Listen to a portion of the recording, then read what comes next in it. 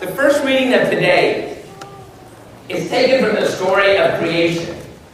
And I think every one of us here have heard something about how our God created the world. God just spoke the word and everything came into being. Yeah. All he had to say was, let there be light, and there was light. Yeah, he said, let there be all kinds of animals to roam the sea and the land, and it happened. You know, that's so amazing. Just by saying the word, God made it happen. And if that's not power, then I don't know what power is.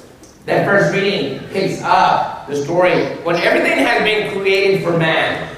The sun, the moon, the stars, the plants, the animals, the land, and the water. Man had everything that he needed.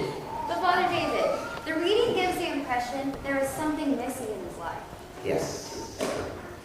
Yeah, even though there were plants and animals on the earth, it was still not enough. God noticed that was not enough for man. Yeah. God's words were, it is not good for a man to be alone. I will create a suitable partner for him. And so, God created woman.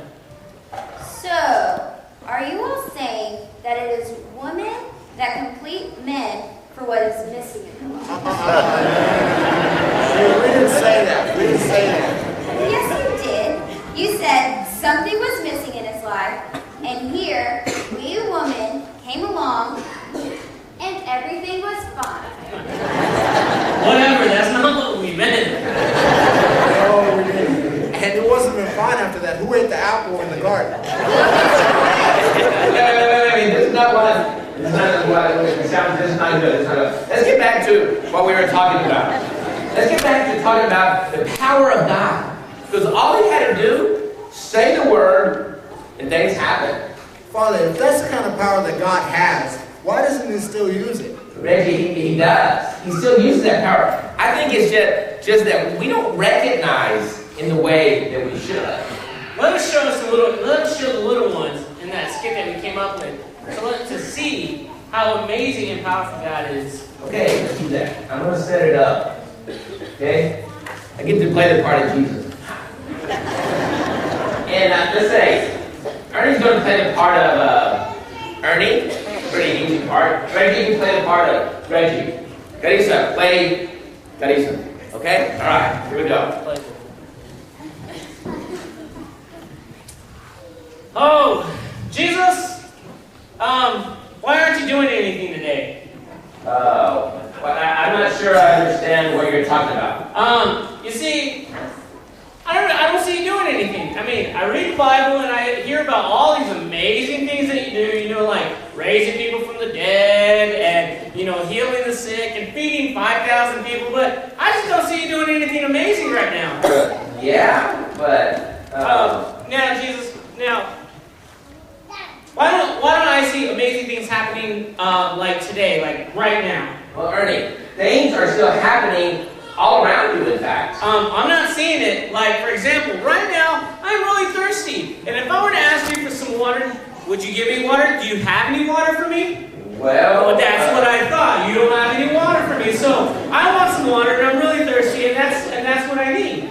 And you were doing things for people in the past, and you're not doing anything for us today. Ernie, things are still happening today, even today. You just need to, pay attention. Yeah, right, Jesus. Okay, pay attention. Sure. Hey, Ernie, how's it going, man? Hey, what's up, Reggie? Hey, bro, I was over at the store today, and they're having a 2-for-1 sale for water. You want one? Yeah, man. Sure. Hey, thanks, Reggie. You're welcome, man. All right. I think you need it. Thanks, man. You're welcome. Enjoy. Bon appetit.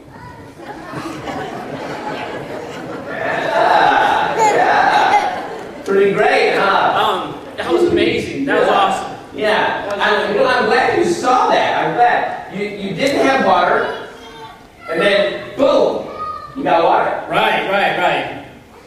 Well, I know I'm a lucky guy because, without Reggie, I wouldn't have any water. I'm very lucky to have Reggie.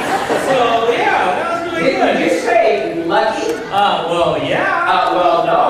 Ernie, you didn't have water, you needed it, and then you got it.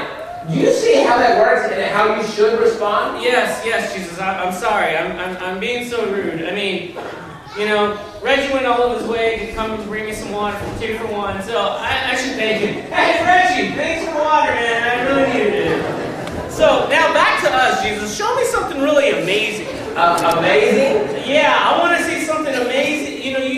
I hear about all these amazing things that you did. Like, for example, the parting of the Red Sea. That was amazing. Moses, yeah, that was great. But let's say, like, next time I'm in traffic, right? I'm behind I'm like, tap the steering wheel 3 times in the honor of the Trinity, right? So I tap the steering wheel and then boom! All the cars move aside and there I go, no traffic for Ernie. Now that would be amazing. I agree, that would be amazing.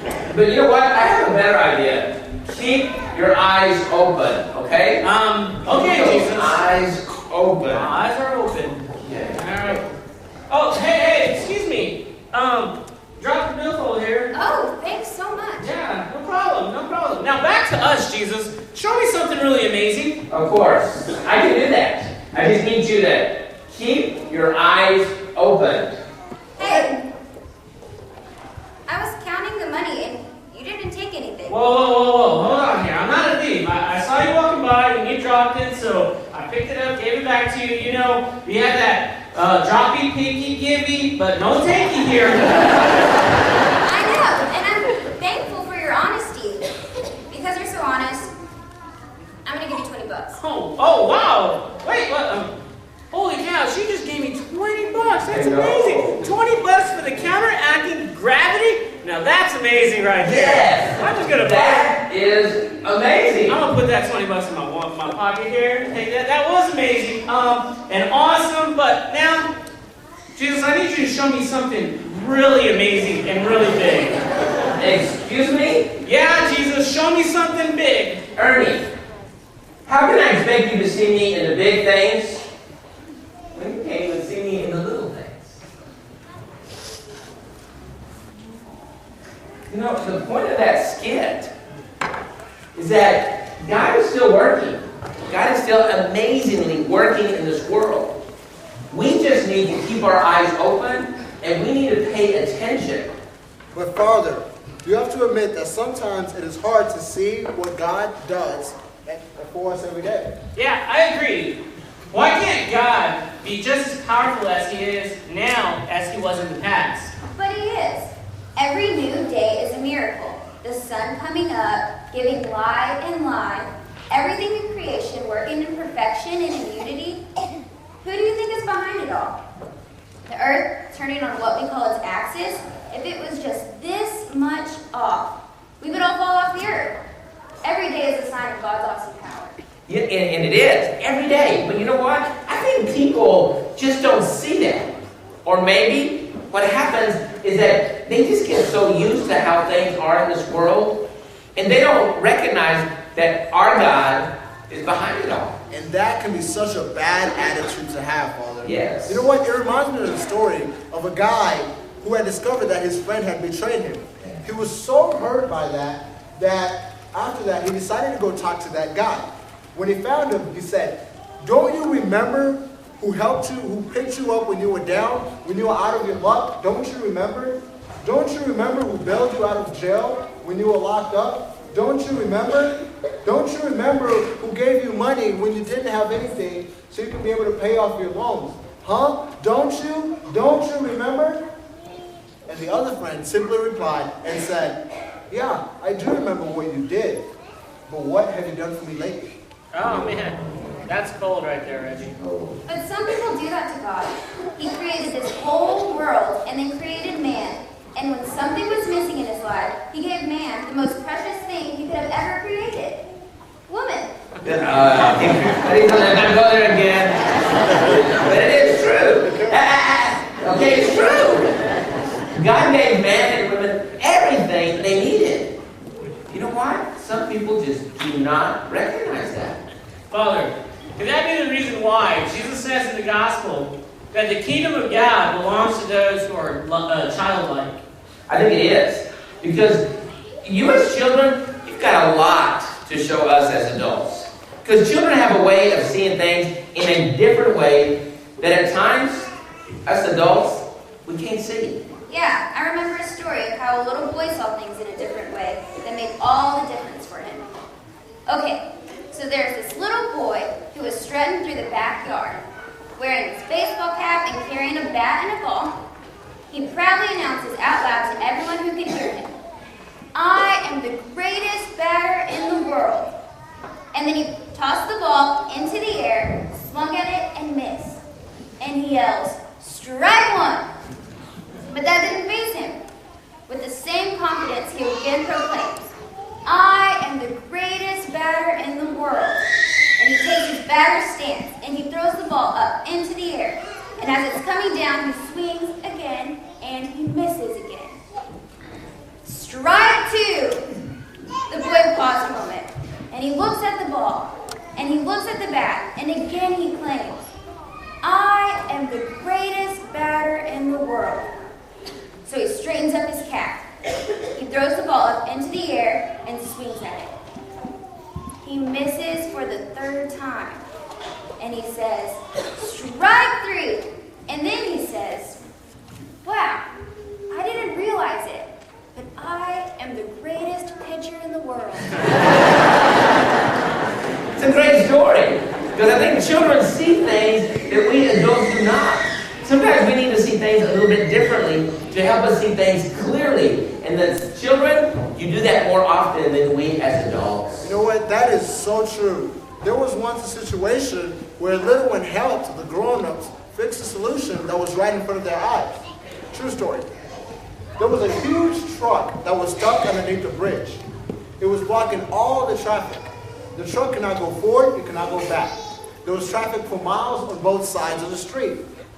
And so the police came out, and also the trucking company, they came out to see what they could do to help the truck get free. Then, since they were there for a long time, there were some kids who came out and started to watch what was happening. After a while, the littlest of all the kids came out and said, "I know the solution for you to get the truck free." But the adults ignored the little one, they rolled their eyes, and they continued. Then the police officer came up to them and said, "Children, please stay away as we adults are going to try to fix this solution. Please do not distract us." But the little one did not give up. He kept on saying, "I know the solution to your problem. I know how you can fix it."